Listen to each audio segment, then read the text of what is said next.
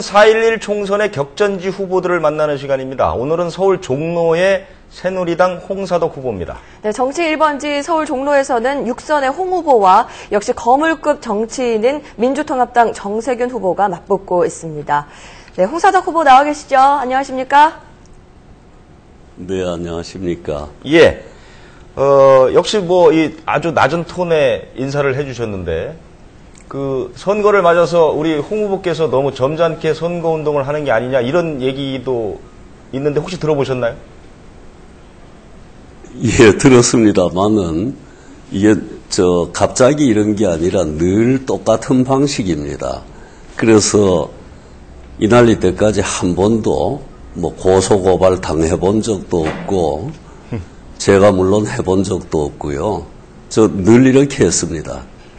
네. 네, 선거운동 하면서 종로 지역 유권자들 많이 만나셨을 텐데, 지금 정치권에 무엇을 바라고 있는가요? 역시 두 가지입니다. 먹고 사는 문제가 첫째고, 또 굉장히 걱정하는 문제가 하나 있는데, 감당하지 못할 선심 공세를 자꾸 하는데, 이러다가 대한민국이 제2의 그리스로 되는 게 아니냐, 예. 그런 걱정을 하는 분들이 많았습니다. 네. 예. 조금 이제 당과 당의 문제로 좀 질문을 바꿔보겠습니다. 민주통합당이 네. 정권 심판론을 지금 내오고 있고, 네. 새누리당이 이제 미래선택론, 이렇게 이제 두 가지 공약이나 방침에 대해서 지역 국민들의 반응도 좀 살펴보셨나요?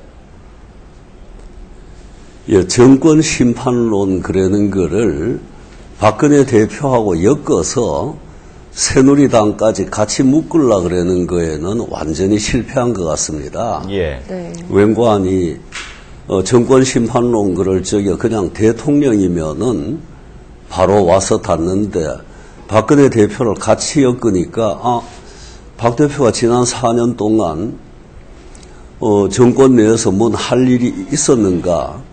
오히려 늘 야당 노릇만 했는데 정서적으로 이게 잘 안 먹히는 것 같고요. 예. 네. 이번 선거 때뿐만 아니라 국민들은 역시 더 밝은 미래, 비전 이런 걸 원하니까 박 대표가 신뢰를 받으면서 이런저런 약속들을 하는 거에 귀를 많이 기울이고 있습니다. 예. 다녀보니까 그렇습니다.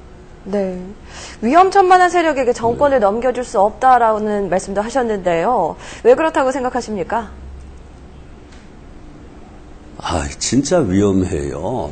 저는 일본을 망친 오자와 이치로 민주당이 있지 않습니까? 예, 고속도로 통행료 전부 무료로 하겠다, 아이들한테 양육비 월 얼마씩 주겠다 그랬던 그 선심 공세보다도 지금 민주당의 한 대표가 내세우고 있는 선심 공세가 훨씬 악성입니다.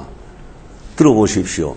165조 원을 집권하면은 5년 동안에 추가로 복지에 쓰겠다 그러는데 사실 전문가가 아니더라도 그런 짓 하면은 대한민국이 제2의 그리스로 된다 그러는 걸 다 아는 일 아닙니까? 예. 그럼 막무가내로 이 얘기를 하거든요. 제대하는 사람들한테 630만 원씩 주겠다. 우리 당이 반값 등록금을 몇 년에 걸쳐서 결국은 이뤄내겠다 그러니까 한 대표는 19대 총선 끝나면은 바로 해치우겠다. 제2의 그리스로 된다 그러는 게 우리같이 분단된 나라에서는 이거 정말 국민들이 애국심을 가지고 좀 살펴야 될 일입니다. 예. 네. 어제 이제 선거운동이 시작이 됐는데, 첫날 박근혜 선대위원장이 종로를 방문을 했습니다. 표심에 네. 효과가 있나 반응 같은 걸 좀 느껴보셨나요? 저나 중국 같이 했습니다마는 정진석 의원이나 고맙기 짝이 없었지요. 박 대표는 표가 있는 분이거든요. 예. 표가 없는 다른 당의 대표하고는 다릅니다. 예. 네. 그런데 맞상대인 정세균 민주당 후보는 홍 후보가 박근혜 위원장에게 기대는 것이 안쓰럽다, 이런 비판도 하셨습니다. 정 후보에게 하고 싶은 말씀이 있으시다면 어떤 게 있을까요? 에이, 그런 거 없습니다. 뭐, 우리가 정 대표도 환갑, 진갑 다 지난 사람이고, 전 그보다도 나이가 더 많은데, 그런 사람들이 서로 빈정거리면은 너무 볼썽사나울 거예요. 저는 할 얘기 없습니다. 예. 이 얘기는 들어보셨을 겁니다. 민주당에서 일명 박근혜 아바타 5명, 예, 뽑히신 거는 알고 계시죠? 아, 네. 느낌이 어떠십니까? 아마 이런 걸 겁니다. 한일 축구전을 하면은 일본 팀들이 제발 박지성이만 안 나왔으면 좋겠다. 한일 야구전을 하면은 예전에 선동열이만 안 나오면 좋겠다. 뭐 그런 심정 아니겠습니까? 예. 네, 민주당이 이번 총선에서 서울 지역에서 죄송합니다. 다시 질문 드릴게요. 네, 종로는 정치 1번지라는 네. 상징적인 의미뿐 아니라 또 작게는 서울 강북, 크게는 수도권 전체에 미치는 영향이 아주 큽니다. 민주통합당과 통합진보당 양당의 연대가 영향을 좀 크게 미치진 않을까 싶은데 어떻습니까?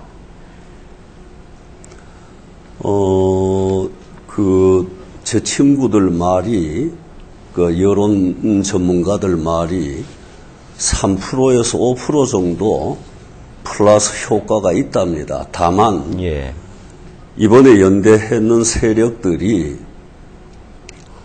나름 또 약점을 가지고 있거든요. 국민들이 보기에는 지난 60년 동안 한반도에서 전쟁을 일어나지 않게 했던 한미동맹, 이걸 무력화시키거나 해체하려고 그러는 노력을 줄곧 해왔던 사람들 아닙니까? 예. 그런 사람들하고 연대를 했으니까 3 내지 5%포인트 보탬도 있을 거고, 네. 이러다가 대한민국이 위태로워지는 게 아니냐 그래서 떠나가는 비율도 있을 겁니다. 제 친구들은, 여론조사 전문기관에 있는 친구들은 떠나가는 게 훨씬 더 크다, 몇 배 더 크다, 그렇게 분석을 하고 있었습니다. 예. 네. 이번 총선에 오늘 제일 큰 뉴스가 바로 이겁니다. 불법 사찰 의혹 문건이 공개가 됐는데 말이죠. 이것도 상당히 영향을 미치지 않겠습니까? 어떻습니까? 영향을 많이 미치겠지요. 그거 철저하게 수사해야 되고, 특검이건 국정조사건 원하는 대로 다 해줘야 됩니다. 야당이 원하는 걸 다 들어줘야 됩니다. 예. 이거는 다시는 이런 일이 아예 그냥 생각도 못할 정도로 이번 기회에 아주 뿌리를 뽑아버려야 됩니다. 예.